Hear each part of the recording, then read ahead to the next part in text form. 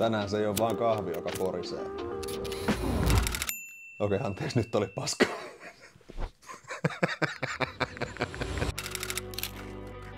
Mä kuuntelen näin musaa, kun mä kirjoitan. Ja musiikki on mulle muutenkin tosi olennainen osa mun leffoja. Tosi iso osa mun prosessia on luoda spesifi soittolista sille prokkikselle, mitä mä kirjoitan. Se auttaa mua visualisoimaan niitä hetkiä, joita mä kirjoitan. Ja auttaa mua myös keskittyä siihen, mitä mä teen, missä ikinä mä oonkaan kirjoittamassa. Mä oon nyt useamman vuoden tehnyt mun prokkiksiin musiikit itse.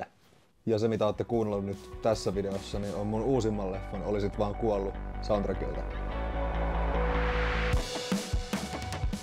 Se on kokonaan meitsin säveltämä ja mun tosi hyvä ystävä Veeti soittaa sähköskevät tässä biisissä. Ja mun toinen ystävä Aleksi miksas ja masteroi koko tän leffan soundtrackin. Tän uuden leffan soittolistalta löytyy paljon uuden Nosferatun soundtrackia, joka on Robin Carolinen käsialaa. Ja siellä on myös monta biisiä Paavo Harjun ja Paperi T-levyltä. Joko sinä tulet tänne alas tai minä nousen sinne. Kiitti Roope Vinkistä.